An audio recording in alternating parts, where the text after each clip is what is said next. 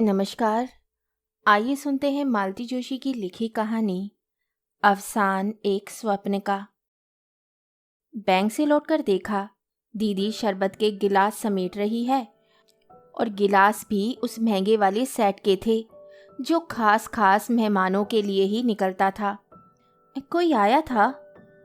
हाँ, दादा भाई आए थे। क्या? और मैं बेहोश होने की मुद्रा में सोफे पर लुढ़क गई। फिर निहायत संजीदगी से पूछा, दीदी, दादा की तबीयत तो ठीक है ना? तू कभी ठीक से बात करना सीखेगी? सॉरी दीदी, बेअदबी के लिए माफ़ी चाहती हूँ, पर वो क्या है कि ये बात एकदम से हजम नहीं हो रही थी। मैं तो सोचती थी कि भाई साहब इस घर का पता तक भूल गए हैं। वक्त पड़ने पर सब कुछ याद आ जाता है। हाय राम, उन पर ऐसा बुरा वक्त आन पड़ा है? हाँ हाँ, बुरा वक्त ही समझो। हिंदुस्तानी भाषा में लड़की वैसे ही आफत की पुड़िया होती है। फिर जब वे शादी के लायक हो जाती है तो बाप का बुरा वक्त आया ही समझो।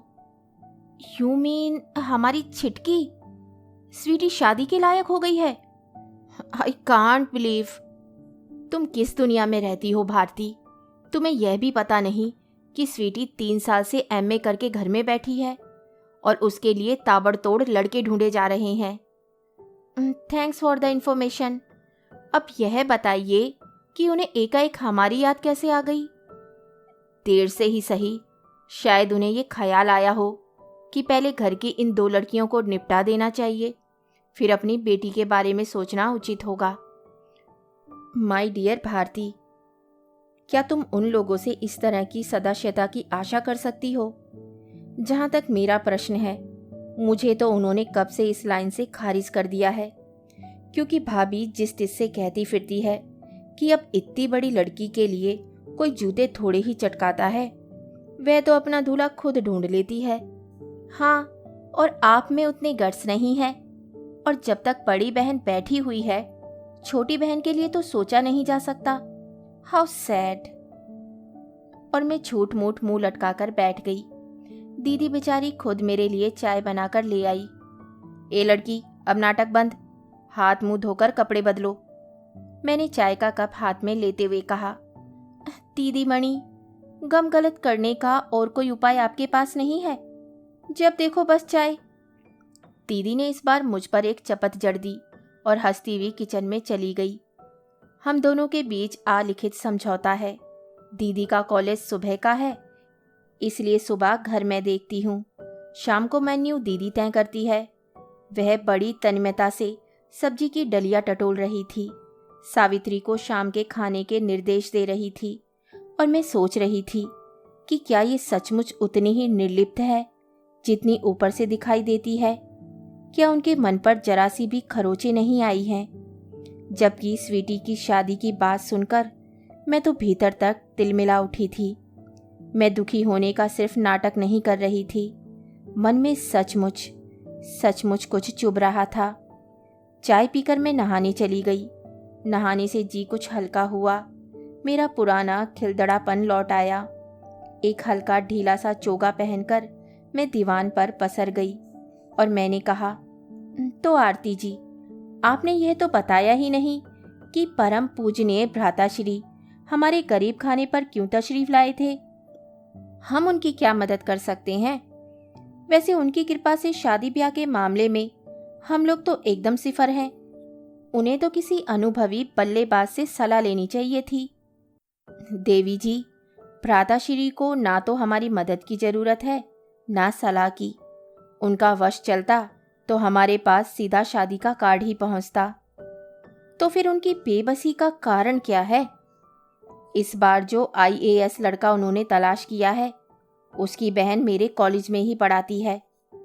कौन? कुंजलता प्रसाद। तुम नहीं जानती? इसी साल अपॉइंटमेंट हुआ है। पिता रिटायर्ड डिस्ट्रिक्ट जज हैं। कुंजलता के पति भी तिलहन संघ में कोई बड़ी तोप हैं। बड़ी हाई फाई फैमिली है। तो दादा भाई ने सोचा होगा एक जैक और लगा दिया जाए। वे लोग कल लखनऊ से आएंगे। परसों सुबह लड़की देखने का कार्यक्रम है, तो दादा की इच्छा है मैं भी उस समय वहां उपस्थित रहूं। दीदी, इस कुंजबाला का जरा पता तो देना। कुंजबाला नहीं, कुंजलता। उसका पता लेकर क्या करेगी? उसे आगाह कर दूंगी कि अगर अपने माँ बाप की खैर चाहती हो तो ये रिश्ता मत होने देना। उनका बुढ़ापा तो बिगड़ेगा ही, तुम्हारा पीहर भी छिन जाएगा। कैसी बातें करती हो? ठीक ही तो कह रही हूं। उस धरती में अच्छा बीज कभी पनप ही नहीं सकता। देख बिन्नो, दादा ने चाहा है कि मैं उनकी थोड़ी सी सिफारिश कर दूं। अगर हम वह नहीं कर सकते तो कम से कम चुप तो रह सकते हैं। किसी भी बहन बेटी की शादी में विघ्न डालने से पाप लगता है, जानती हो। फिर यह तो अपनी ही बेटी है, और मित्र को धोखे में रखना पाप नहीं है। कम से कम उसे इतना तो समझा दो कि अपनी अम्मा के गहने समेटकर अपनी लॉकर में रख ले, नहीं तो उड़नछू हो जाएंगे। Bharti, you are impossible. मुझे पता था दीदी मुझे उस कुंज विहारिणी का पता कभी नहीं बताएगी। पता भी देती तो क्या मैं चली जाती? बस वह तो अपना गुबार निकालने का एक प्रयास भर था। सच, बड़ा मन होता है कभी कभी कि इन लोगों की असलियत लोगों पर जाहिर की जाए। बड़े सोफिस्टिकेटेड बनते हैं, पर भीतर से क्या हैं यह हमसे बेहतर कौन जानता है। आज अपने मतलब से बहन की चौखट पर आए हैं, नहीं तो कई बार राखी भाई दूज भी सूने निकल जाते हैं। साल में यही 2 दिन थे जब हम उनके आलीशान बंगले पर जाते थे। एक बार हमने भाभी को कहते सुन लिया, लो आ गई देवियां चौथ वसूलने। उस दिन के बाद वहां जाना छोड़ दिया। दीदी तो शायद भैया को इस बात का पता भी न लगने देती, पर मैंने फ़ोन पर साफ साफ कह दिया, यह भी जता दिया कि मन हो तो हमारे गरीब खाने पर चले आया करें। हम यथाशक्ति यथाभक्ति टीका कर देंगे। अगर ना आ सकें तब भी कोई मलाल नहीं है। दुनिया में कईयों के भाई नहीं होते, पर वे भी जी लेती हैं, हम भी जी लेंगी। विडंबना तो यह है कि हमारे एक नहीं 2 भाई हैं। बड़े के ये हाल है, और छोटा तो सालों से दुबई में जमकर बैठा है। वहाँ से कमा कमा कर ससुराल वालों को भेज रहा है। वे उसके लिए महल तामीर कर रहे हैं, पर जिसने उसे इस लायक बनाया है उसकी सुध लेने के लिए उसके पास फुर्सत नहीं है। दुख तो यही है कि दीदी ने ऐसे नालायक के लिए अपने सारे सुख ताक पर रख दिए, अपना जीवन होम कर दिया। एक जमाना था जब लोग हमारे परिवार की मिसाल दिया करते थे। लगता है उन्हीं की नज़र लग गई है और वे सुहाने दिन सपना होकर रह गए। पापा रेवेन्यू में क्लास 1 ऑफिसर थे, माँ सुघड़ गृहिणी थी। 2 भाई 2 बहनें। दादा इंजीनियर बन गए थे, दीदी एमए कर रही थी। गगन को उसी साल बेंगलोर में दाखिला दिलवाया था। मैं शायद 8वीं या 9वीं में थी। दादा भाई के इंजीनियर होते ही रिश्तों की बाढ़ सी आ गई थी। रिश्ते भी ऐसे ऐसे कि मुंह में पानी आ जाए। एक सज्जन तो जबरदस्ती लड़की दिखा गए। लड़की क्या थी, सोने का टुकड़ा थी। भैया को तो रीझना ही था। माँ पापा भी मना नहीं कर सके। नानी ने दबी जबान से कहा, पहले बड़ी को निपटा लेते, बाद में लड़कों का मन कैसा हो जाएगा कोई कह नहीं सकता। पापा बोले, उसकी भी हो जाएगी, पहले एमए तो कर लेने दो, और यहाँ लड़के की परवाह किसे है, अभी तो मैं बैठा हूँ। बेचारे पापा, उन्हें क्या पता था कि उनकी इसी गर्वोक्ति को विधाता चुनौती के रूप में ले लेगा। दीदी का रिजल्ट आने को था। भाभी प्रसव के लिए पीहर गई हुई थी। पूरा घर प्रतीक्षारत था, पर एक तीसरी ही खबर ने सबको पत्थर बना दिया। पापा जो हमेशा की तरह हंसते हुए टूर पर गए थे, कभी वापस नहीं लौटे। लौटा उनका निश्चेतन शरीर। भाभी को ताज जिंदगी यह मलाल रहा कि ससुर की असामयिक मृत्यु ने उनके पुत्र के जन्मोत्सव का उल्लास छीन लिया था। इस अपराध के लिए उन्होंने पापा को कभी क्षमा नहीं किया। कितने ही वर्षों तक वे उसका जन्मदिन पीहर जाकर मनाती रही।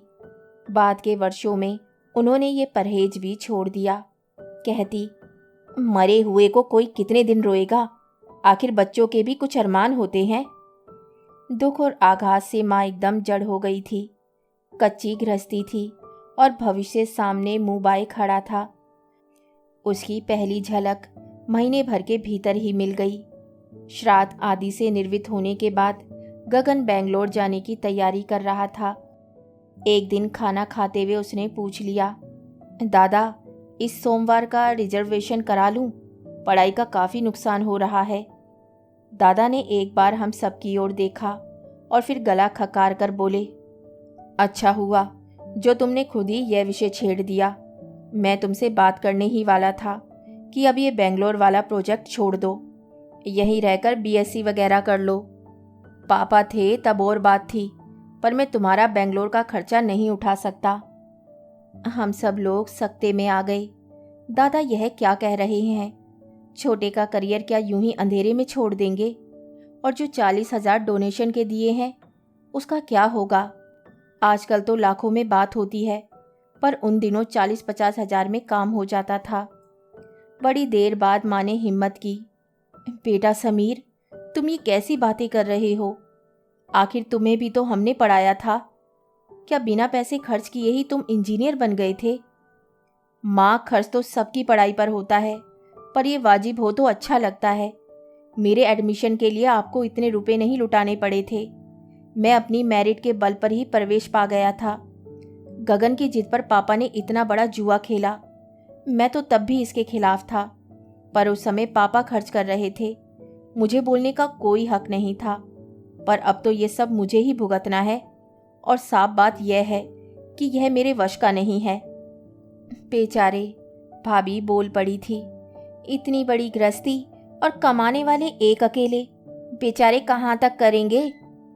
माँ का चेहरा फक पड़ गया। बहुरानी ने खतरे की पहली घंटी बजा दी थी। गगन भैया का भी मुंह इतना सा निकल आया था। तब दीदी ने पहल की थी, भैया भैया छोटू की फिक्र मत करो, आज से उसका जिम्मा मैंने लिया। पापा ने मेरी शादी के लिए कुछ रुपए रख छोड़े हैं, आज से वे मैंने गगन के नाम कर दिए।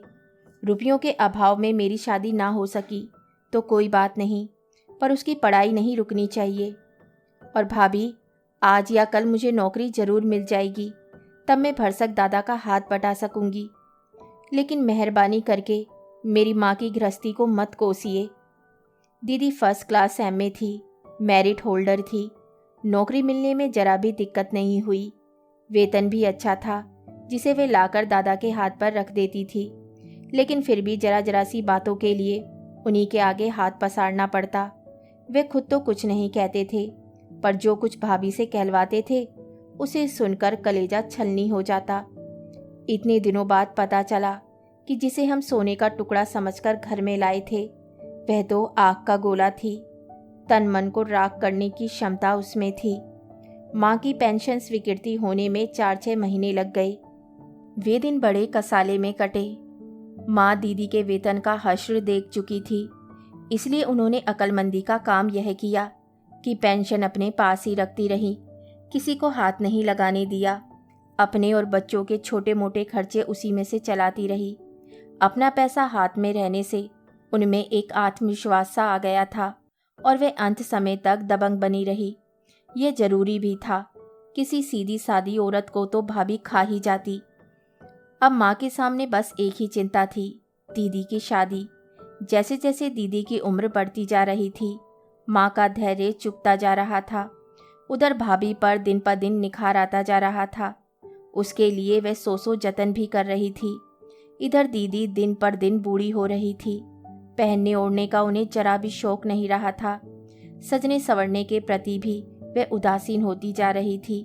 कभी मैं जिद करती तो कहती, रहने दे रे, ये सब करके मुझे अब किसको रिझाना है। भरी जवानी में उनका ये जोगन सा बाना माँ को सौ दंश देता था। छोटे भैया जब भी छुट्टियों में आते माँ को आश्वस्त करते, माँ तुम चिंता मत करो, बस मेरी नौकरी लग जाने दो, साल भर के अंदर दोनों बहनों के हाथ पीले कर दूंगा। बड़े आंखों पर पट्टी बांधकर बैठे हैं तो बैठने दो, मैं तो हूँ। छोटे की बात से माँ को बहुत दिलासा मिलती, पर पढ़ाई थी कि खत्म ही नहीं हो रही थी। हर बार 1-2 विषय रह जाते, तब लगता दादा ठीक ही कह रहे थे। लड़के की कुव्वत जाने बिना पापा ने जबरदस्ती उसे ये कोर्स दिलवा दिया। अब ना तो छोड़ते बनता है ना खर्च पूरा पड़ता है। यथावकाश मैंने भी बीकॉम कर लिया। एमकॉम करते हुए मैंने बैंक की परीक्षाएं भी दे डाली, एक में सिलेक्शन भी हो गया। तब मैंने माँ से कहा, माँ अब आप दीदी की शादी की फिक्र कीजिए, आगे की नाव मैं खेलूंगी। माँ ने दादा से बात की तो दादा बोले, शादी कोई हंसी खेल है जो आपके कहते ही हो जाएगी? हाथ में कुछ होना भी चाहिए कि नहीं? मोटी हुंडी के बिना तो लड़के वाले चौखट पर झांकने भी नहीं देते। माँ ने अपने सारे गहने निकालकर दादा के हाथ पर रख दिए। इन्हें चाहे बेच दो या गिरवी रख दो, पर अब आरती की शादी हो जानी चाहिए। माँ के गहने जो एक बार भैया के लॉकर में गए तो दोबारा नजर नहीं आए। शहर से दूर भैया का आलीशान बंगला जरूर बनता रहा। माँ की बरसी के दिन ही उसका उद्घाटन किया गया। नाम दिया था मातृछाया। जब सब लोग गदगद होकर दादा की मातृभक्ति की प्रशंसा कर रहे थे तो मैंने जानबूझकर रिश्तेदारों से कहा, चलो, इन लोगों ने इतनी ईमानदारी तो बरती है, माँ की पूंजी से बने मकान को माँ का नाम तो दिया है। भाभी का चेहरा उस समय देखने काबिल हो गया था। छोटे भैया माँ को बड़े टमखम के साथ आश्वासन देते रहते थे। माँ बिल्कुल आस लगाए बैठी थी कि एक दिन मेरा ये परम प्रतापी पुत्र आएगा और मुझे इन राक्षसों के चंगुल से मुक्त कराएगा। पर वे सारे दावे खोखले साबित हुए। 7 साल लगाकर उन्होंने बीई पास किया, फिर 1 साल तक नौकरी के लिए भटकते रहे। तभी उनके एक सहपाठी ने उन्हें लपक लिया और अपनी एकलौती बहन के साथ शादी का प्रस्ताव रख दिया। माँ इस शादी के लिए बिल्कुल तैयार नहीं थी। माँ ही क्यों, हम में से कोई भी मानसिक रूप से इसके लिए तैयार नहीं था। इस शादी का मतलब था दादा पर एक और बोझ डालना। इस शादी का मतलब था दीदी की शादी और 2-4 साल के लिए टल जाना। इधर हम लोग इस ऊहापोह में व्यस्त रहे, उधर ये दोनों प्रेम की पींगे बढ़ाते रहे।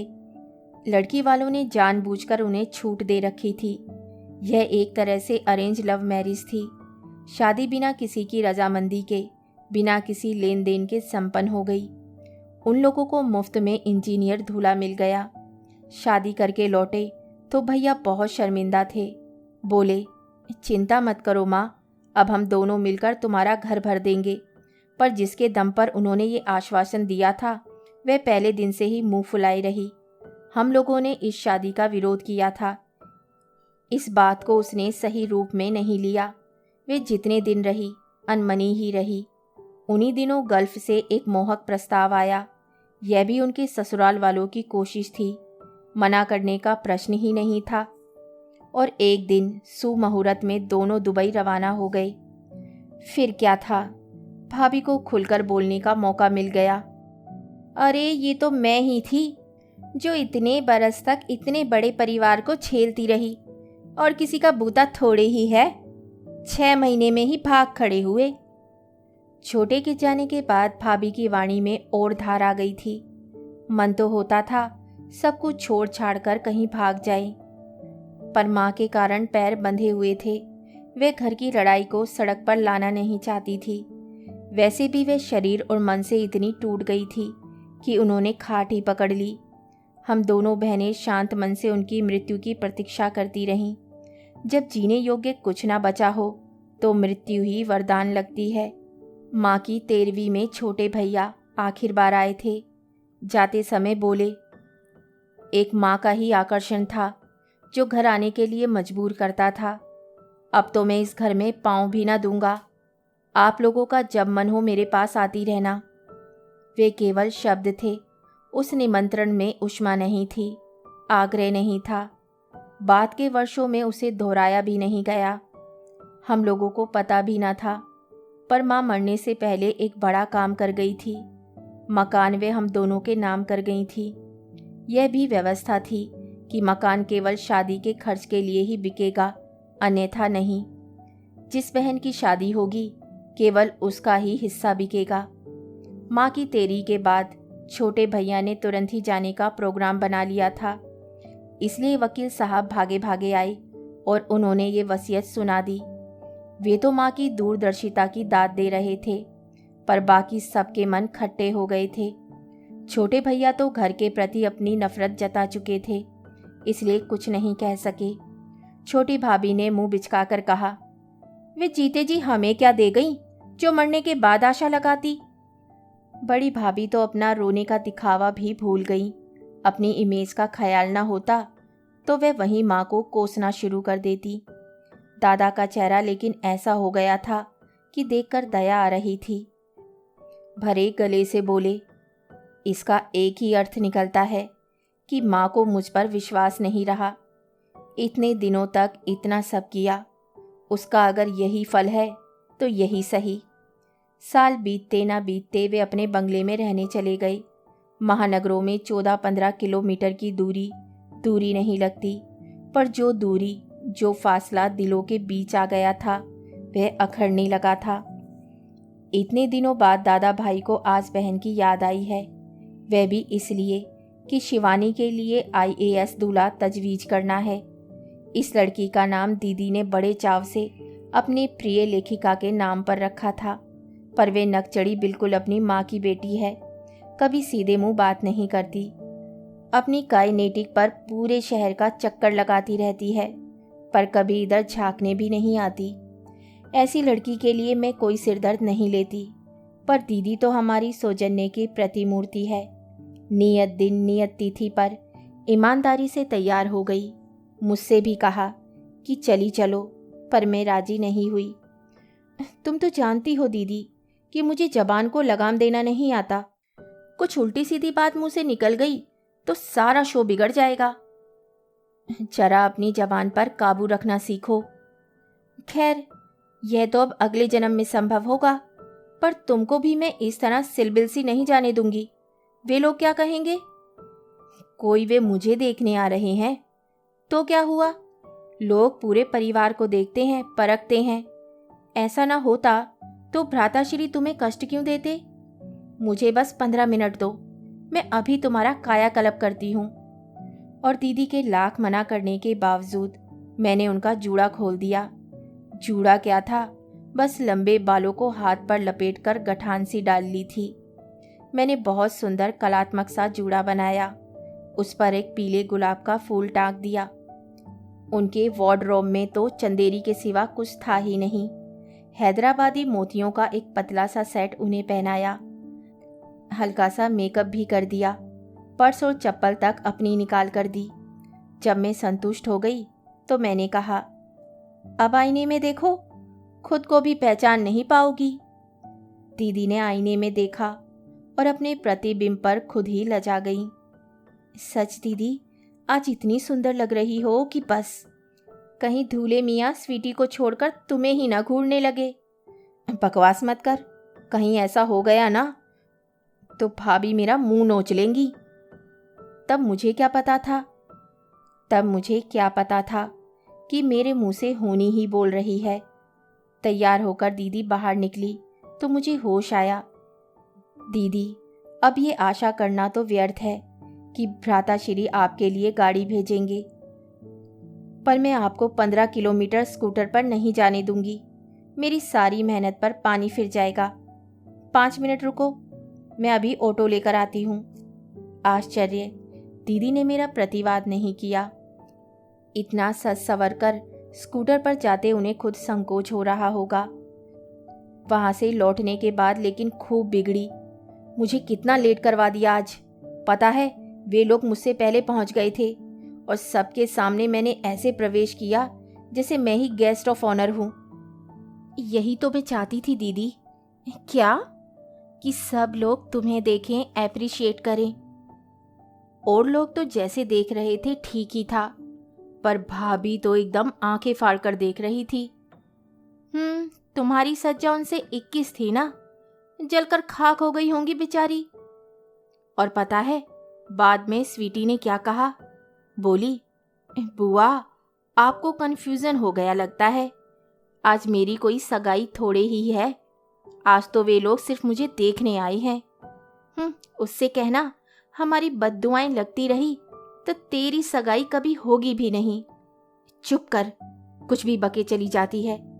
वे लोग क्या हमारे दुश्मन हैं? उन्हें दोस्त भी तो नहीं कहा जा सकता दीदी।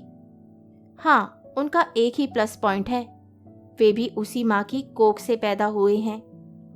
तीसरे ही दिन, शायद रविवार था, मैं सोफे पर पसरकर टीवी देख रही थी कि फाटक के पास गाड़ी रुकने की आवाज आई। खिड़की से झांक कर देखा, दादा भाई, मैं, भाभी पधार रहे थे।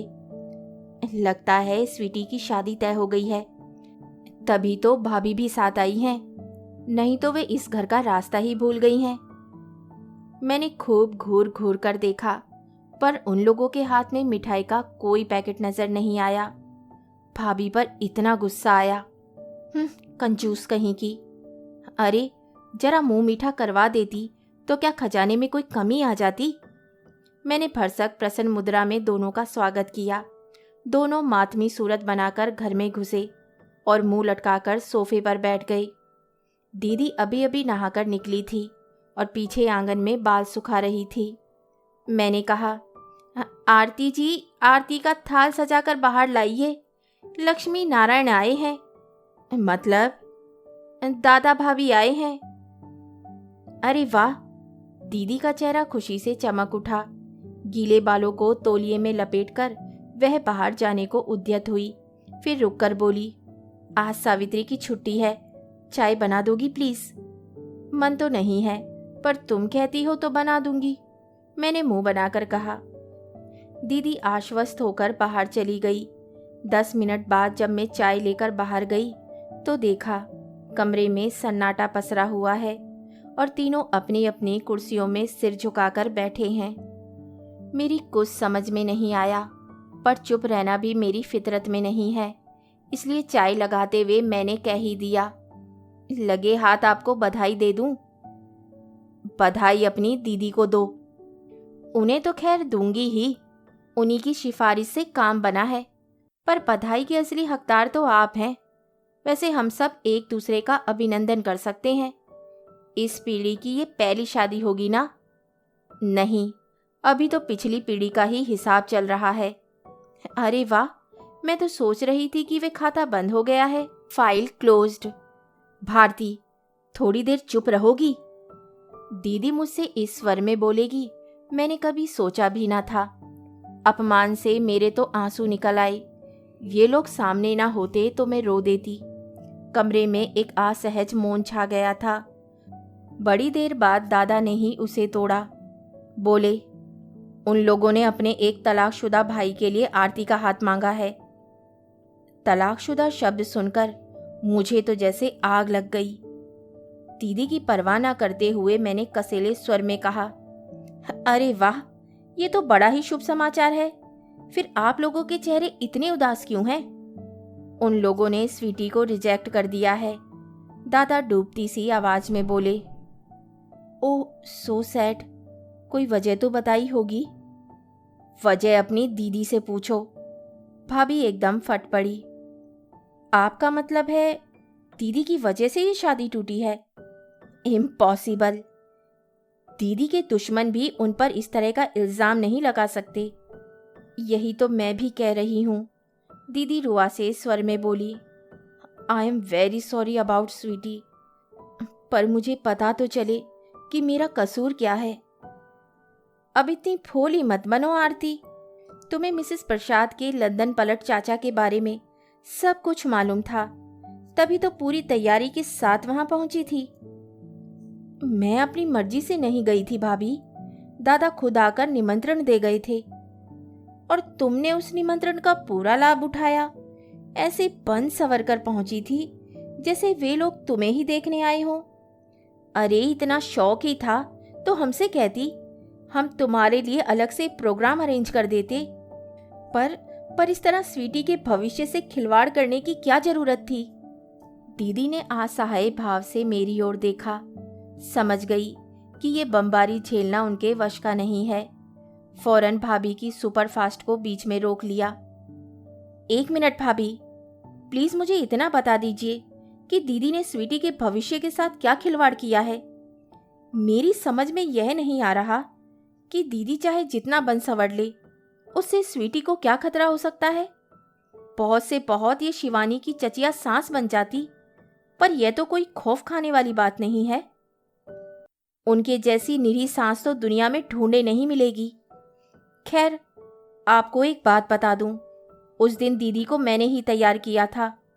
यह तो हमेशा की तरह सिलबिल सी चली जा रही थी।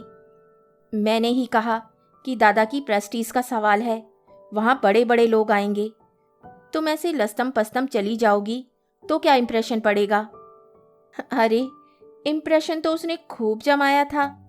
पॉलिटिक्स, लिटरेचर, म्यूजिक, स्पोर्ट्स, कोई विषय हो, हर विषय पर अपना ज्ञान बगाड़ती रही, धुआंधार बोलती ही रही। स्वीटी को तो मुंह खोलने का मौका ही नहीं दिया इसने। मुझे तो हंसी आ गई। स्वीटी बेचारी मुंह खोलती भी तो क्या बोलती? Michael Jackson, Alisha Chinoy, Sidney Sheldon और बोल्ड एंड ब्यूटीफुल के आगे तो उसकी दुनिया ही नहीं है। उस आईएएस लड़के ने जरूर उसकी औकात परख ली होगी, तभी तो। पर प्रकट रूप से मैंने अत्यंत गंभीर स्वर में कहा, भाभी, मैं आपसे यही कहना चाहती थी। दीदी के पास अपनी ग्रेस है, गरिमा है, प्रतिभा है। दूसरों को इम्प्रेस करने के लिए वे किसी साज श्रृंगार की मोहताज नहीं है। वैसे भी इस उम्र में रूप सज्जा कोई मायने नहीं रखती। वह तो मेरी जिद थी जो उन्होंने पूरी की। दोष अगर देना है तो मुझे दीजिए।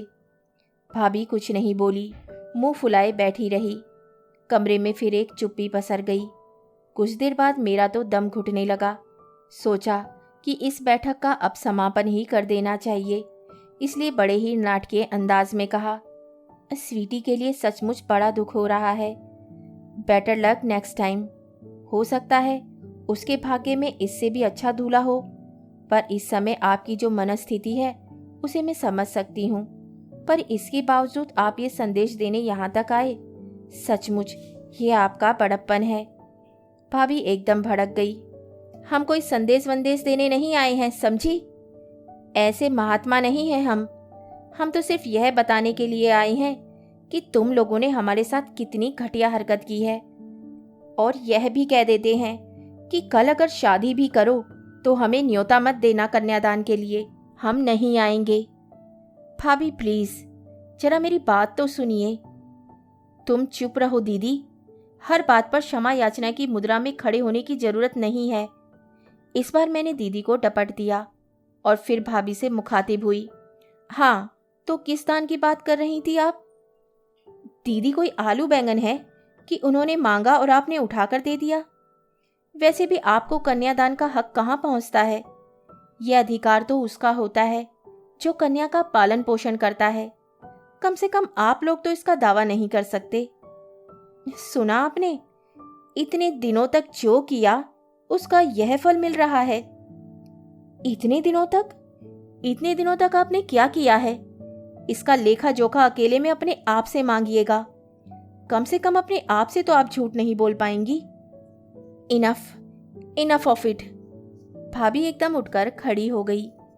उनके साथ साथ दादा भी उठ गए। इतनी देर बाद एहसास हुआ कि दादा कब से चुप बैठे हुए हैं। इस गर्मा गर्म बहस में उन्होंने जरा भी हिस्सा नहीं लिया है। समझ गई कि दादा आज अपनी मर्जी से नहीं आए हैं। अपनी भड़ास निकालने के लिए भाभी उन्हें यहाँ खींच कर ले आई है। भाभी तो दंदनाती हुई बाहर निकलकर गाड़ी के पास खड़ी हो गई थी। दादा जूतों के तस्मे बांधने के बहाने थोड़ी देर रुके रहे। जाते हुए आसफुट स्वर में जैसे अपने आप से बोले, शिवानी बहुत नर्वस हो गई है। She has taken it very badly. हम सभी इस रिश्ते से बहुत आस लगाए थे। उन लोगों के जाते ही मुझ पर जैसे हंसी का दौरा पड़ गया। दीदी ने कोई 4-5 बार डांट लगाई होगी, तब जाकर मेरा दिमाग दुरुस्त हुआ। दीदी, अब आया ऊंट पहाड़ तले। भगवान ने इन्हें इसलिए बेटी दी है कि ये माँ बाप का दर्द समझ सके। अब इन्हें समझ में आएगा कि माँ कितना तड़पी होंगी, कितना तरस तरस कर मरी है माँ।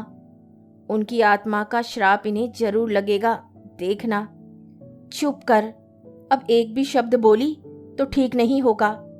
बत्ती सी है कि आफत। जो कहती है वही सच हो जाता है। वो इसलिए दीदी कि मैं जो कहती हूँ सच्चे मन से कहती हूँ। मेरी अंतरात्मा से वे आवाज निकलती है। अब उस दिन तुम्हें तैयार करते हुए मैंने सोचा था। बस कर, अब उसकी याद भी मत दिला, सोचकर भी शर्म आ रही है। आज तक किसी से इतनी कड़वी बातें नहीं सुनी थी, तुम्हारी कृपा से आज वह भी सुन ली। उन बातों पर मत जाओ दीदी, वे तो अपनी भड़ास निकाल रही थी, किसी का गुस्सा किसी पर उतार रही थी। तुम ही तो बता रही थी कि स्वीटी के लिए 3 साल से दूल्हा ढूंढा जा रहा है, फिर इतने दिन बाद क्यों नहीं बनी? तब तो तुम बीच में नहीं थी ना। पर अब वे बेकार का बवाल हो गया, हमेशा के लिए संबंध खराब हो गए। पहले कौन से अच्छे थे दीदी? फिर भी भारती, उस दिन थोड़ी अति ही हो गई। मुझे ही थोड़ा अक्ल से काम लेना था, बेकार तुम्हारी बातों में आ गई। नहीं दीदी, जो कुछ हुआ है बिल्कुल ठीक हुआ है। ये लोग जो तुम्हें खारिज किए बैठे हैं, तो मैं भ्राताश्री को दिखा देना चाहती थी कि तुम्हारी शादी की उम्र अभी बीती नहीं है। You can still get proposals. What are proposals? दीदी ने कहा और चाय के बर्तन समेटकर भीतर चली गई। What A proposal? दीदी का ये रिमार्क उनकी नाराजगी व्यक्त कर रहा था। यूं तो पहली बार दादा के मुंह से तलाकशुदा शब्द सुनकर मुझे भी ताव आ गया था, पर अब बैठकर ठंडे दिमाग से सोचती हूँ तो लगता है कि इसमें गलत क्या है। इस उम्र में दीदी को कुंवारा पति तो मिलने से रहा, फिर परिस्थितियों से समझौता करने में क्या हर्ज है? इतनी समझदार है दीदी, फिर इतनी सीधी सी बात क्यों नहीं समझती? ऐसा नहीं है कि दीदी के लिए अच्छे प्रस्ताव आए ही नहीं, बहुत आए थे। दादा की उदासीनता के बावजूद आए थे। कई लोगों ने तो व्यक्तिगत रूप से पेशकश की थी, पर दीदी ने किसी को लिफ्ट नहीं दी। उनके सामने एक ही समस्या थी, मैं जो अब भी बरकरार हूँ। मेरा प्रण है कि मैं दीदी से पहले शादी नहीं करूँगी, और दीदी ये ठान कर बैठी है कि पहले मुझे विदा करेंगी। लगता है इस पहले आप वाले चक्कर में हम दोनों का बुढ़ापा आ जाएगा। उसकी कल्पना से ही मेरी रूह कांप उठती है। खाना खाते समय मैं बहुत अनमनी सी हो रही थी। दीदी की पैनी नज़रों से यह बात भला कैसे छिपती? बोली, बेबी क्या बात है? कुछ भी तो नहीं। फिर खाना क्यों नहीं खा रही हो? खा तो रही हूँ। क्या खा रही हो? बस घंटे भर से दाल में चम्मच घुमाई जा रही हो। तुम तो यह भी बता नहीं पाओगी कि आज सब्जी क्या बनी है, क्योंकि अभी तुमने थाली की ओर झांका भी नहीं है। सॉरी दीदी, मैंने हार मान ली। दरअसल आज मेरा मूड बहुत ऑफ हो रहा है। क्यों? मुझे उन लोगों पर रश्क आ रहा है जो दूसरी शादी के लिए तैयार खड़े हैं, और घर वाले उनके लिए भी रिश्ते ढूंढ रहे हैं। काश हमारे भी सिर पर कोई होता। यह तुमसे किसने कह दिया कि तुम्हारा कोई सरपरस्त नहीं है? अभी तो मैं बैठी हूँ। तुम हाँ तो करो, रिश्तों की लाइन लगा दूंगी। ऐसी शादी करूंगी कि लोग बरसों तक याद रखेंगे, पर तुम तो हाथ ही नहीं धरने देती। नहीं मैम, आपको अकेले छोड़कर जाने का तो सवाल ही नहीं उठता। इसीलिए सोचती हूँ पहले आपका कोई ठिकाना हो जाए। वैसे आज का प्रपोजल भी कोई बुरा नहीं है। इस प्रपोजल के बारे में तुम क्या जानती हो? यही कि डाइवोर्स ही है, पर इससे क्या फर्क पड़ता है? जानती हो, उसके 2 बेटियां हैं जिन्हें वे हमेशा के लिए बीबी के पास छोड़ आया है। यह तो और भी अच्छा है, बच्चों का कोई झंझट नहीं है। वह अपनी अच्छी खासी नौकरी छोड़कर आ गया है और अब यहाँ हाथ पांव मार रहा है। तो क्या हुआ? उसकी नौकरी के बिना तुम कौन सी दाल रोटी के लिए मोहताज हो जाओगी? तुम खुद उसे जिंदगी भर बैठकर खिला सकती हो। भारती, दीदी ने बेहद गंभीर स्वर में कहा, मैं इतने दिनों तक क्या इसलिए अनब्याही बैठी रही कि कोई हारा हुआ, टूटा हुआ आदमी मेरी चौखट पर आए और मैं उसे बाहों में भर लूं, फिर जिंदगी भर उसके जख्म सहलाती रहूं? दीदी का ये भारी भरकम वक्तव्य सुनकर थोड़ी देर को तो मैं सकते में आ गई। फिर धीरे से पूछा, अब तुम ही बता दो कि तुमने क्यों इस तरह से संन्यास धारण कर लिया है? वो इसलिए कि मैंने माँ को वचन दिया था कि सदा तुम्हारे साथ रहूंगी, तुम्हें कभी अकेला नहीं छोड़ूंगी। माय गॉड, इसका मतलब तो यह हुआ कि कल को अगर गलती से मेरी शादी हो गई तो तुम ससुराल तक मेरे साथ जाओगी। ना बाबा, यह नहीं चलेगा। इससे तो अच्छा है तुम स्वीटी की चचिया सास बन जाओ, वहां जाकर लड़की की सिफारिश कर देना। दादा भाभी जिंदगी भर के लिए तुम्हारे गुलाम बन जाएंगे। मैंने तो ये बात मजाक में कही थी, पर दीदी एकाएक गंभीर हो गई। दादा शायद ऐसे ही किसी इरादे से यहाँ आए थे, पर भाभी की बदजबानी ने सारी बात बिगाड़ दी। देखा नहीं जाते समय कैसे भावुक हो गए थे। उस प्रसंग की याद में दीदी भी भावुक हो उठी। अब वे दाल के चम्मच घुमा रही थी और मैं उन्हें आपलक देखे जा रही थी। मुझे लगा कि हम दोनों सदियों से इसी तरह मेज पर बैठकर खाना खा रही हैं। हमारे बाल सन की तरह सफ़ेद हो गए हैं, मुंह में दांतों का नया सेट लगा हुआ है, हड्डियों का हर जोड़ चरमरा उठा है। किचन में जो खटर पटर कर रही है वह सावित्री नहीं, सावित्री की बहू है। सावित्री तो कब से इस दुनिया से कूच कर चुकी है। सोचते सोचते मन इतना खराब हो गया कि मैं थाली छोड़कर उठ गई। दीदी मुझे देखती ही रह गई। उस रात मुझे ठीक से नींद नहीं आई। हाथों से फिसलती उम्र का खौफ मुझे सोने नहीं दे रहा था। मेरा खिलदड़ापन, मेरी शरारतें, मेरी मस्खरी सब एक ऊपरी आवरण था। भीतर से मैं बेहद डरी हुई थी। बढ़ती उम्र का एहसास इतनी तीव्रता से पहले कभी नहीं हुआ था। दीदी मुझे अक्सर प्यार से बेबी कहती थी और बैंक की नौकरी के बावजूद मैं अंतर्मन से बेबी ही बनी हुई थी। पर स्वीटी की शादी की चर्चा ने मुझे बौखला दिया था। लग रहा था कि मैं एकदम सीनियर बैच में आ गई हूँ और यह ख्याल बड़ा डरावना था। विवाह मेरे लिए सिर्फ शारीरिक आवश्यकता नहीं थी, वह एक मानसिक भूख भी थी। एक स्थिर और सुरक्षित जीवन की चाह मेरे भीतर करवट ले रही थी। माँ ने मुझे एक घर दिया था, पर वे अपना कभी नहीं लगा। अपने घर की लालसा मन में बराबर बनी रही। मैंने अभी सपने देखना बंद नहीं किया था। मैं दीदी की तरह नितांत वैरागी बनकर जी नहीं सकती थी। मुझे लगा कि दीदी बहुत जाती कर रही हैं, अपने साथ भी और मेरे साथ भी। आज इस किस्म के ही सही प्रस्ताव तो आ रहे हैं, कल को वे भी नहीं आएंगे। तब क्या उन्हें इस बात का डर नहीं लगता? उन जैसी संवेदनशील नारी तो किसी के भी जख्मों पर मरहम लगा सकती है। फिर पति के दुख बांटने में क्या हर्ज है? आज मेरे लिए भी संभावनाओं के द्वार खुले हुए हैं। बहुत देर हो गई तो वे भी बंद हो जाएंगे। तब मुझे भी गलत समझौते करने के लिए मजबूर होना पड़ेगा। दीदी तो वीतराग हो गई है, उन्हें कुछ भी नहीं व्यापता, पर मैं तो कभी कभी भविष्य की चिंता से कांप उठती हूँ।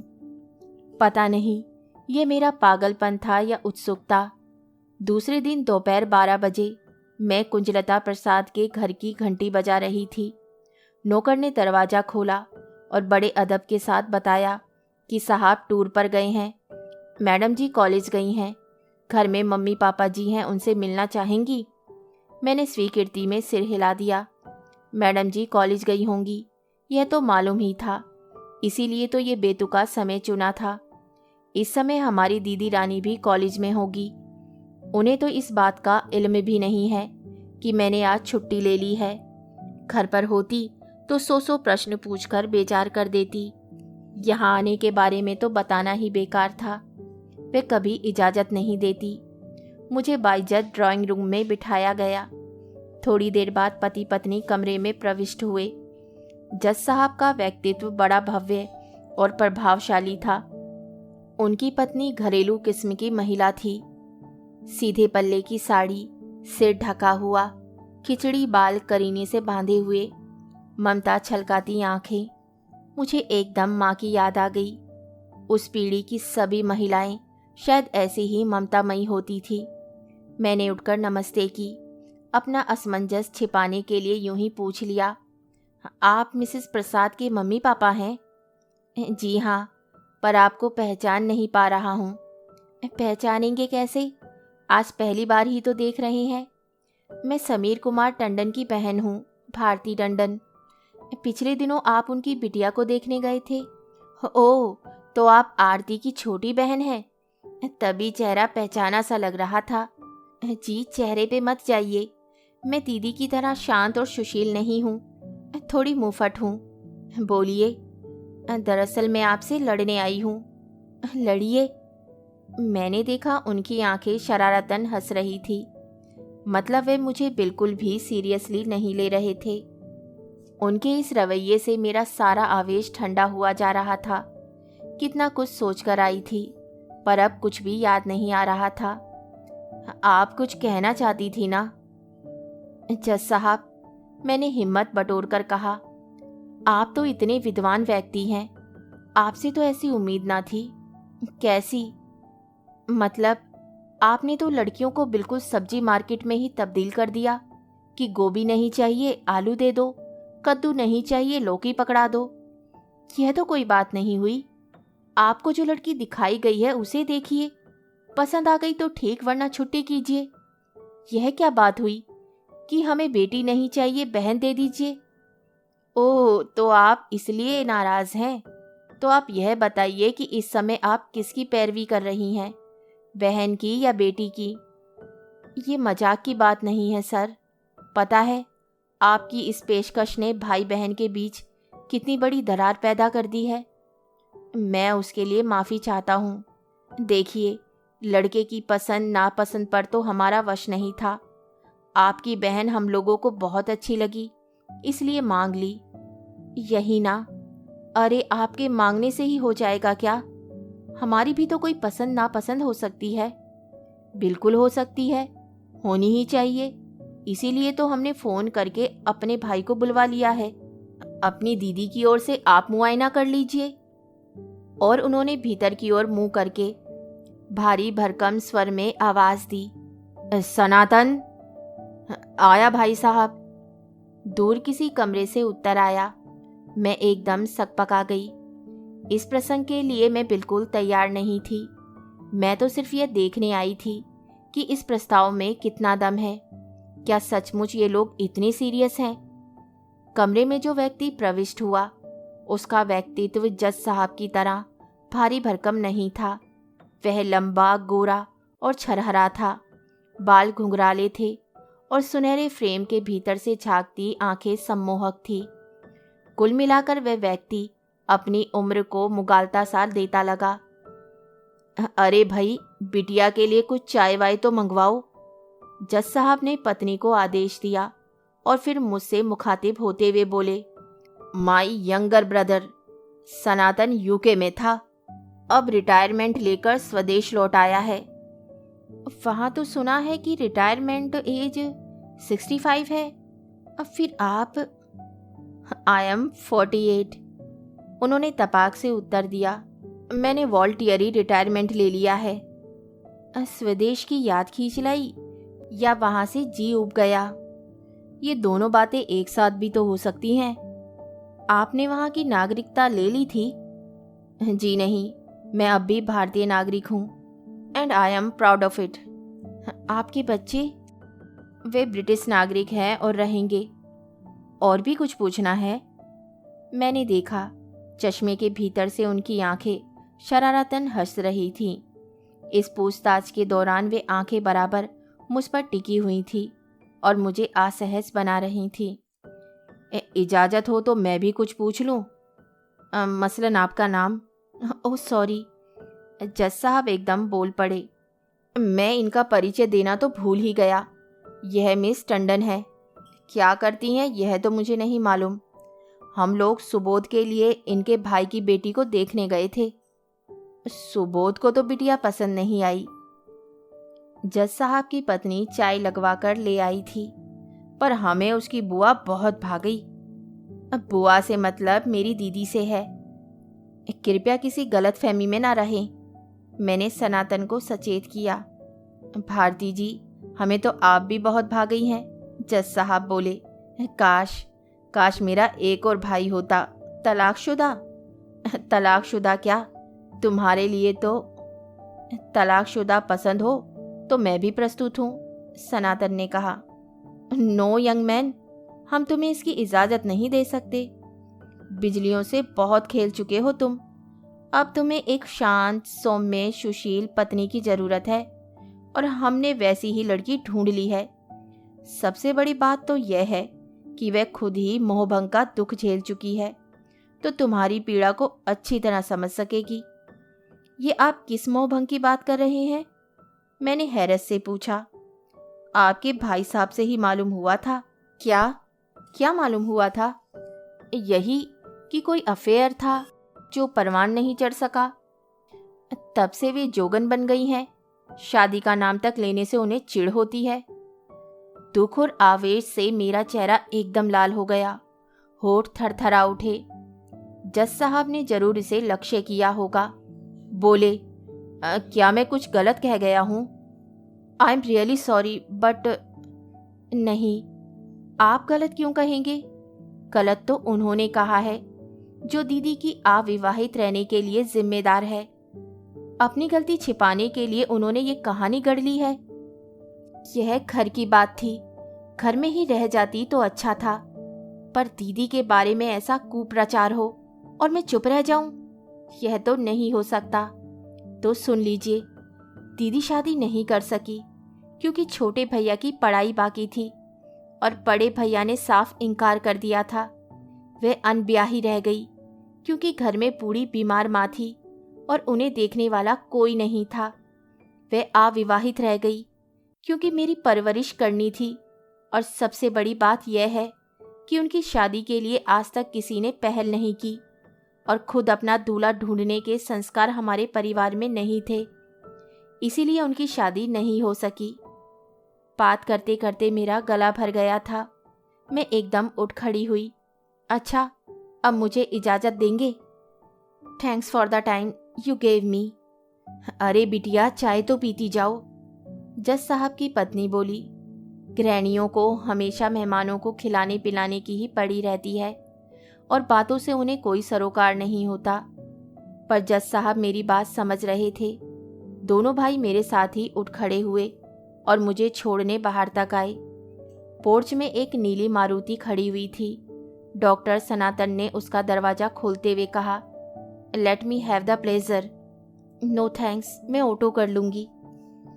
चली जाओ बेटी, इसी बहाने यह भी तुम्हारा घर, तुम्हारी दीदी को देख लेंगे, जज साहब बोले। अब कोई चारा ही ना था। चुपचाप जाकर गाड़ी में बैठ गई। अपनी सनी ना लाने का बेहद पछतावा हो रहा था। दरअसल सनी पर बैठकर घर ढूंढना मुझे बेहद उबाऊ लग रहा था। ऑटो रिक्शा में ये सुविधा रहती है कि पूछताछ का काम ड्राइवर कर लेते हैं। काफ़ी देर तक मैं गुमसुम बैठी रही। जब मुझे होश आया तो देखा गाड़ी शहर के पश्चिम छोर पर चली जा रही है।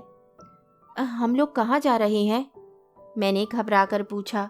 मुझे क्या मालूम कहाँ जा रहे हैं? जब तक आप अपने घर का पता नहीं बताएंगी, मैं इसी तरह निरुद्देश्य घूमता रहूंगा। मैं झेप गई। मैंने उन्हें जरूरी दिशा निर्देश दिए और कहा, आप घर चल तो रहे हैं, पर एक बात मन से बिल्कुल निकाल दीजिए कि वहाँ भी दादा के घर की तरह शाही सरंजाम होगा। एक तो हम उतने बड़े लोग नहीं हैं, दूसरे पहले से कोई सूचना भी नहीं थी। पहली बात तो यह है कि मैं आपके दादा के यहाँ की दावत में शरीक नहीं था, इसलिए उस शाही सरंजाम के बारे में कुछ नहीं जानता। दूसरी बात यह है कि आप भी अपने मन से ये ख्याल निकाल दे कि मैं वहाँ आपकी दीदी को देखने जा रहा हूँ। तो फिर आप? मैंने तो ये पेशकश इसलिए की है कि इसी बहाने आपका साथ थोड़ी देर और मिल जाएगा। मतलब? अब आप इतनी भी बच्ची नहीं हैं कि मतलब ना समझ सके। मैं कानों तक लाल हो आई। वह स्वर, वे शब्द, वह दृष्टि तन मन को पुलक से भर दे रहे थे। मैं जानती थी कि पश्चिम में पुरुषों के लिए यह भाषा आम है। डॉक्टर सनातन भी स्त्री दाक्षिण्य का प्रदर्शन कर रहे हैं, पर मेरे लिए तो ये अनुभव नया था। अपनी बौखलाहट छिपाते हुए मैंने कांपते स्वर में कहा, जनाब, शायद आप यह भूल रहे हैं कि आपके लिए मेरी दीदी का इंतखाब हुआ है, पर आप मुझे अपनी दीदी से ज़्यादा अच्छी लगी हैं। इसका क्या करूं? ये आप कैसे कह सकते हैं? मेरी दीदी को देखे बिना आप ये कंपैरेटिव स्टेटमेंट कैसे दे सकते हैं? भारती जी, जब से स्वदेश आया हूँ, रिश्तों की जैसे बाढ़ सी आ गई है। अब तक दर्जनों लड़कियां देख चुका हूँ, पर आपको देखकर लगा कि मेरी तलाश पूर्ण हो गई है। मेरा दिल इतनी जोर से धड़का कि लगा उछलकर बाहर आ जाएगा। यह व्यक्ति तो किसी भी युवती का स्वप्न पुरुष हो सकता है और ये कह रहा है कि मैं उसकी तलाश का अंतिम बिंदु हूँ। आनंद गंगा में मैं जैसे नहा उठी, पर भीतर ही भीतर मन कचोटने लगा। यह तो दीदी के साथ सरासर बेईमानी होगी। क्या मैं इसीलिए इतनी ललक के साथ वहां गई थी? क्या मेरे अंतर मन में ये इच्छा पहले से छिपी बैठी थी? फिर मैं इतनी हर्ष विभोर क्यों हो रही हूँ? दीदी को देखे बिना ही खारिज कर देना तो एक तरह से अन्याय होगा ना। उन्हें देखने का तो सवाल ही नहीं उठता। उन्होंने ट्रैफिक पर नजरें गड़ाए हुए कहा, I want a woman with clean slate. मेरे कान एकदम झंझना उठे। प्लीज प्लीज 1 मिनट गाड़ी रोकिए, मैंने कहा। उन्होंने आश्चर्य से भरकर मुझे देखा और फिर सड़क के एक किनारे गाड़ी लेकर रोक दी। Any problem? कुछ नहीं, अभी आपने जो कहा था उसे ठीक से सुन नहीं सकी थी। Will you please repeat it? मैंने कहा कि I want a woman with clean slate. Hindi में अनुवाद कर दूं? मैं ऐसी पत्नी चाहता हूं जिसका कोई इतिहास ना हो। मेरी पहली पत्नी रोज नया इतिहास रचती थी, इसीलिए मैं उसे छोड़ आया हूं। क्रोध से मेरा पूरा शरीर जैसे जल उठा। मुझे लगा कि अभी इसी वक्त इस आदमी का गला दबा दूं, ताकि वह ऐसी गंदी बात दोबारा न कह सके। आवेश के कारण बड़ी देर तक मेरे मुंह से कोई बात ही नहीं निकली। बड़ी मुश्किल से अपने ऊपर काबू पाने के बाद मैंने कहा, डॉक्टर सनातन, मेरे बड़े भाई ने मेरी दीदी के कुंवारेपन को इतनी बड़ी गाली दी कि उसे सुनकर मेरा पूरा वजूद ही हिल गया था। पर आपकी बात सुनकर तो मैं एकदम राख हो गई हूँ। आप खुद तलाकशुदा हैं, 2 बच्चों के बाप हैं, पर अपनी भावी पत्नी का तथाकथित अफेयर भी आपसे हजम नहीं हो रहा है। आश्चर्य है। इसमें आश्चर्य की तो कोई बात नहीं है भारती जी। मैं विशुद्ध भारतीय संस्कारों में पला हुआ व्यक्ति हूँ। विदेश में 15 वर्ष रहने के बाद भी मैं गर्व से कहता हूँ कि मुझ में वे संस्कार अब भी मौजूद हैं। इसमें तो कोई शक नहीं है। आप में भारतीय पुरुष के संस्कार कूट कूट कर भरे हुए हैं। भारतीय पुरुष जो खुद तो एक के बाद एक शादी रचाता है, पर पत्नी ऐसी चाहता है जो दूध की धूली और गंगा जल सी पवित्र हो। थैंक यू डॉक्टर, आपने मुझे अपना असली चेहरा दिखा दिया। Thanks and good bye. मैंने उनकी प्रतिक्रिया की प्रतीक्षा नहीं की और गाड़ी से उतर पड़ी। एक ऑटो को हाथ देकर रोका और उसमें चढ़ गई। उसे पता ठिकाना बताया और आंख बंद करके सीट पर टिक गई। मेरा दिमाग बुरी तरह भन्ना रहा था।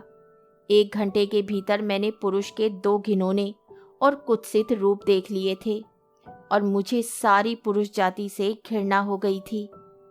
इन 2 में से एक तो मेरे बड़े भाई थे, दूसरा पुरुष मेरा बहुत कुछ हो सकता था। यह झटका ना लगता तो मैं मोहाविष्ट सी उसकी ओर खिंची चली जा रही थी। ईश्वर को धन्यवाद दिया कि मैं बाल बाल बच गई। घर पहुंचकर देखा दीदी कॉलेज से अभी अभी लौटी थी। अभी उन्होंने कपड़े भी नहीं बदले थे। मुझे टैक्सी से उतरते देखा तो एकदम बाहर आ गई। आज इतनी जल्दी कैसे आ गई? तबीयत तो ठीक है ना? मैं यही सोच रही थी कि आज गाड़ी क्यों नहीं ले गई। लेकिन अगर जी ठीक ठाक नहीं था तो जाने की क्या जरूरत थी? किसी को दिखाया भी या? ओफो दीदी, एकदम फट पड़ी। मुझे घर में भी आने दोगी या थानेदार की तरह सवाल ही किए जाओगी? दीदी बेचारी सहमकर एक किनारे हो गई। मैं तीर की तरह भीतर घुसी और सोफे में धंस गई। मेरा दिमाग घूम रहा था, सिर दर्द से फटा जा रहा था। कमरे में बेहद घुटन हो रही थी। लगता था जैसे हवा का एक कण भी कहीं शेष नहीं है। तभी ठंडी हवा का एक झोंका तन मन को सहला गया। आंखें खोलकर देखा, किसी ने पंखा फुल स्पीड पर चला दिया था। इतनी सोच और समझ दीदी के सिवा और किसके पास हो सकती थी। 10 मिनट बाद सेंटर टेबल पर एक गिलास आ गया था।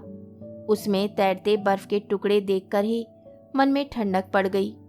गिलास उठाकर मैं एक सांस में ही पूरा गटक गई।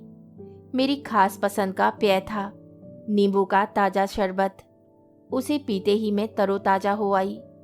मन अब जरा संपर आने लगा था। आते ही सोफे पर निढाल होकर पड़ गई थी। अब उठकर बैठ गई। किसी ने मेरे हाथ से गिलास लेकर मेज पर रख दिया था। और कौन होता, दीदी ही थी। मेरा मूड ठिकाने पर आया देखकर वे मेरे पास आकर बैठ गई थी और मेरे बालों में उंगलियां पिरोते हुए बोली, अब बता, किससे लड़कर आई है? दीदी तो पूरी जासूस हैं, उनसे कुछ भी छिपाना असंभव है। फिर भी मैंने मुंह बनाकर कहा, क्या मतलब? मैं क्या जिस तिस से लड़ती ही रहती हूँ? तो बताओ, कहाँ गई थी, क्या करने गई थी? तुम्हारा रिश्ता तय करने गई थी। आई सी, तो फिर बात जमी नहीं? यही ना, इसीलिए लड़कर आई हो? ना, उनसे भला क्यों लड़ूंगी? लड़ाई तो मुझे भगवान से करनी है। हाय राम, उस बेचारे ने क्या बिगाड़ा है? अरे, इतनी बड़ी दुनिया में एक भी पुरुष ऐसा नहीं बनाया जो तुम्हारी ऊंचाई को छू सके। सब के सब बोने हैं। यह भी कोई बात हुई? So sad. दीदी ने मेरी नकल उतारते हुए कहा, देख लिया ना बेबी, बेटी ब्याना कितनी टेढ़ी खीर है। बरसों जूते चटखाने पड़ते हैं और तुम हो कि एक ही दिन में पस्त हो गई। और मेरे गाल में चुटकी भरकर वे हंसती, वही दुधिया चांदनी सी स्वच्छ उज्जवल हंसी जो देखने वाले को बरबस बांध लेती है। इस भुवन मोहिनी हंसी पर तो मैं सैकड़ों सनातन वार सकती हूँ। कहानी सुनने के लिए धन्यवाद। तो इसी के साथ मैं आपसे विदा लेती हूँ और कल फिर मिलती हूँ एक नई कहानी के साथ।